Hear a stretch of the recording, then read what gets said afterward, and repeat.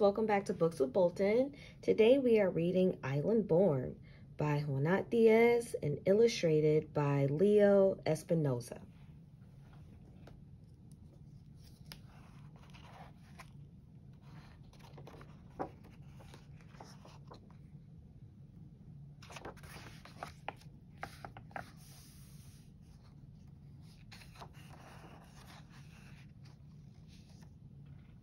Every kid in Lola's school was from somewhere else. Hers was the school of a faraway places. My was from a city so big that it was like its own country. India and Camilla were from a stony village at the tippy top of the world. Mateo had lived in a desert so hot even the cactus fainted. New was born in a jungle famous for its tigers and its poets. And Lola was from the island.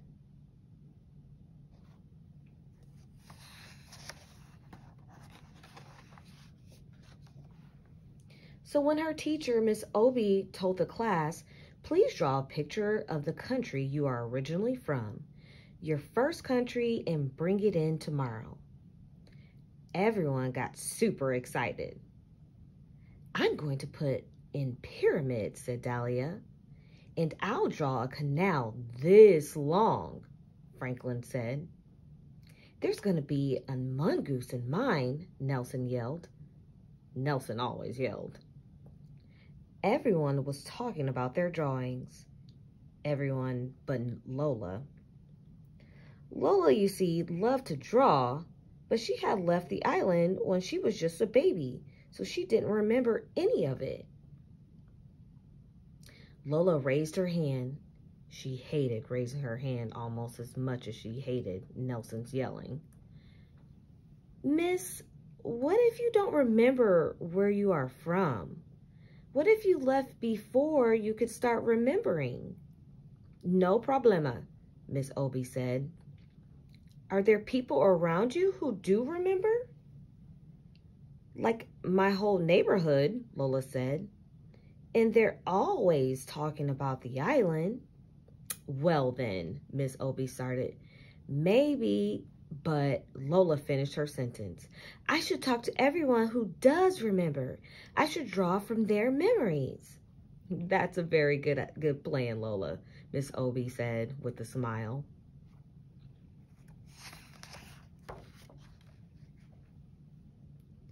Lola started feeling better about the assignment, but then she saw all the other kids chatting excitedly about what they were going to draw, and it made her sad. Everybody was remembering their first home, even Nelson, who forgot everything. Nelson even forgot his last name once for like an hour. Lola had always wanted to remember the island, but no matter how hard she tried, she never could. It was like a familiar word just at the tip of your tongue. But instead of a word, this was an entire world. Lola closed her eyes and tried to recall anything about the island, but nothing came up. She kept trying all through the school day. To help her focus, she put her fingers on the side of her head, like her abuela psychic sometimes did.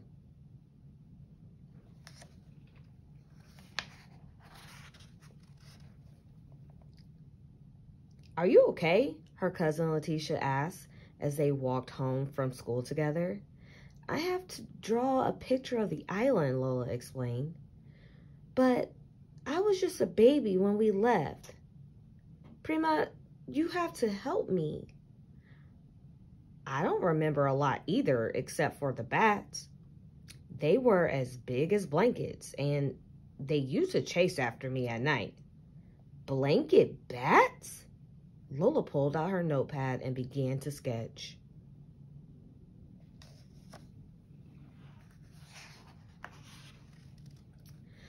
Letitia stopped Mrs. Bernard, who always sold them crispy empanadas after school. Mrs. Bernard, what do you remember about the island? Why, the music, of course. The whole country is like the inside of a gira, like the inside of a drum. You mean like our neighborhood? Lola said. The neighborhood had so much music, it was like a radio with the dial broken off. On the island, there's even more music. There's more music than air, and everyone is always dancing. Even in their sleep, people dance.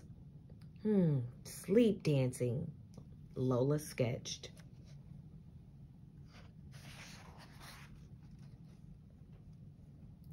Letitia led Lola into the barbershop that her brother Jonathan owned. Lola has to do an assignment about the island. She needs to know what you remember most about it. The huepa, said Jonathan, laughing. The agua de coco. How wonderful it tastes when you drink it from the coconut. Mr. Rodriguez sat up in his chair. And the mangoes that are the size of your head and so sweet. They make you want to cry, Lola said. She loved mangoes. That's it exactly.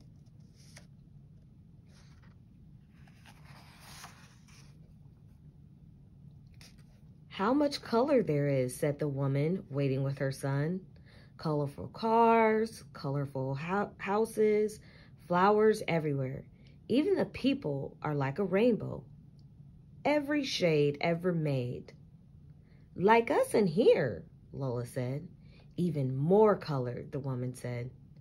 Agua, mango heads, rainbow people. Lola was trying to keep up. The island sounds so beautiful. Why did we even leave? Well, it isn't all beautiful, the woman's son said. The heat is on you like 5 bullies. The oldest barber muttered, and other things. Like what? Lola wanted to ask, but the oldest barber had already turned away.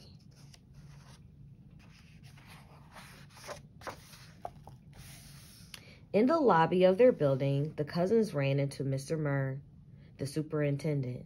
Letitia called out, Hey, Mr. Murr, can you tell us what you most remember about the island? Nobody cares about that old stuff, Mr. Murr grumbled. Just be glad that you live here. Don't listen to him, Letitia said. Keep going and call me later if you need any help, okay? I will, Lola said. When Lola got into the elevator, she put her fingers on her temples and closed her eyes.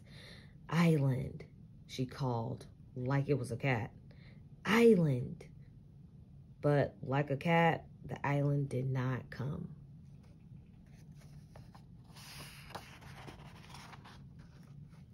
At home, Lola found her abuela at the kitchen table trying to finish a puzzle. Abuela loved puzzles. Abuela, I'm supposed to draw a picture of the island for school, but I don't remember it. Why don't I remember it? Yeah, you were just a baby when you left, but the other kids remember. Just because you don't remember a place doesn't mean it's not in you. Will you tell me what you remember most? Lola asked.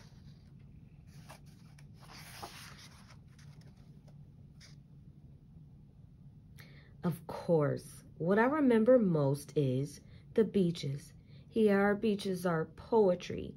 You know, when you hear your favorite poem, that's how it is to be on our beaches.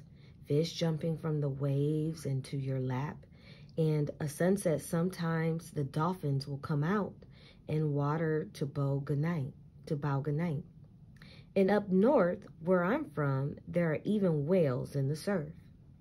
Beach poetry, dolphins, surfing whales. Lola sketched as fast as she could.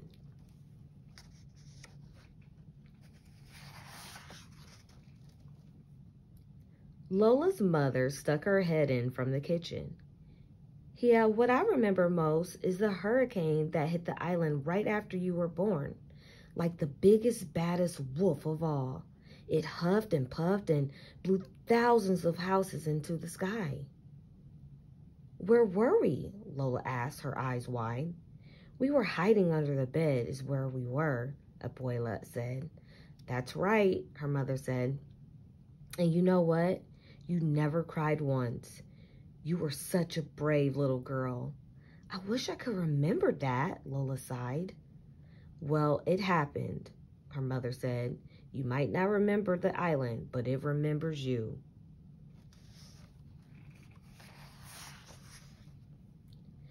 You should really talk to Mr. Murr, Abuela suggested. He knows more about the island than almost anybody.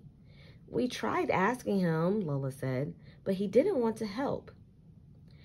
Mr. Murr can be a little grouchy sometimes. Let me talk to Mrs. Murr. I bet you we can get him to help.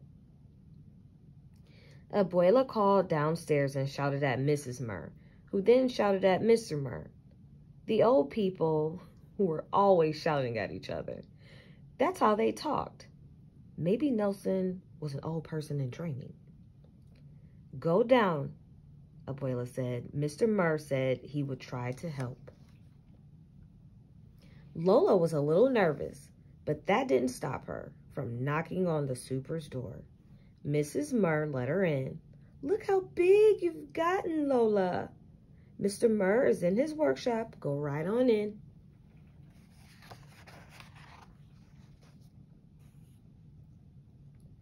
Mr. Murr looked up from the contraption he was fixing. Your grandma says you've been interviewing people about the island. Lola nodded nervously. Yes, sir. It's for a class assignment. What have they told you? She flipped through her sketches. Bad blankets, more music than air, fruit that makes you cry, beach poems, and a hurricane like a wolf. I see, Mr. Murr said. So no one told you about the monster. Lola's eyes got wide. She shook her head no. Even those who know don't always want to talk about him. Mr. Murr turned toward the old worn map he had of the island. Our island has always been a beautiful place. It was when I was your age and it is today. But even the most beautiful places can attract a monster. A long time ago, long before you were born, that's exactly what happened. A monster fell upon our poor island. For once, Lola's pencil didn't move. It was the most dreadful monster anyone had ever seen. The whole island was terrified and no one could defeat it. It was just too strong. For 30 years, the monster did it as it pleased. It could destroy an entire town with a single word and make a whole family disappear simply by looking at it. Lola's curly hair was uncurling with fear. Did you see the monster, Mr. Murr? Yes, all the time. Were you scared? We were all very scared. Lola's heart was pounding. So what happened next, Mr. Murr? What should always happen to a monster? Heroes rose up, strong, smart young women like you, Lola, and a few strong, smart men too. They got tired of being afraid and fought the monster. What a titanic battle that was. The whole island shook from the struggle. The monster tried all its evil tricks, but in the end, the heroes found the monster's weakness and banished it forever.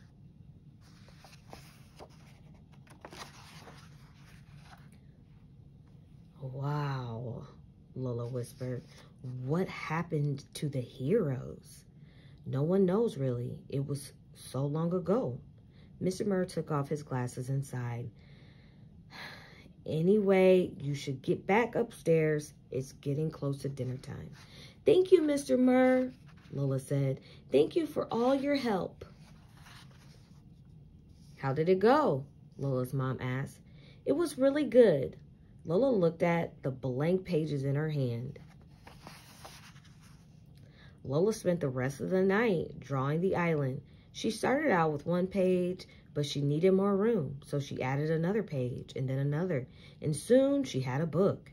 She worked through dinner, and she worked in bed, and was just finishing the last touches of the cover when her abuela came in to check on her.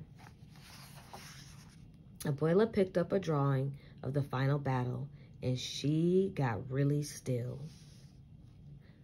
Abuela, did you know about the monster? Of course, yeah. Why do you think so many of us are here in the north? Lola put her arms around Abuela. You must have been so scared. Sometimes we were, her abuela whispered, but we were also brave. The next day, it snowed. Lola put on her scarf and boots and stuffed her assignment under the coat. Benedician, Mami, Abuela, Benedician, yeah. They both called. Good luck. Mr. Murr was pushing garbage cans against the curb. Thank you, Mr. Murr, slayer of monsters. He laughed. Good luck, Lola, daughter of heroes. In class, all the students were buzzing around their pictures. Nelson's mother had baked cupcakes for everyone, so it was like a little party. Miss Obie hung the drawings on the wall. Now our classroom has windows, she said. Anytime you want to look at one another's first homes, all you have to do is look out the windows. Then Mrs. Obie reached Lola's desk. So how did it go, Lola? Were you able to remember anything? I tried really, really hard, but nothing came, and that made me feel bad. But then I realized that I don't have to feel bad because even if I never set foot on the island, it doesn't matter. The island is in me. Nelson snorted. That is so corny. It is not. Nelson, be nice, Mrs. Obie said. She and the other students gathered around Lola's desk. Nelson made sure he got real close so he could see everything. Lola suddenly got nervous. Go ahead, Lola. Show us. Okay, Lola said. Taking a deep breath, she opened her book. And out burst the island.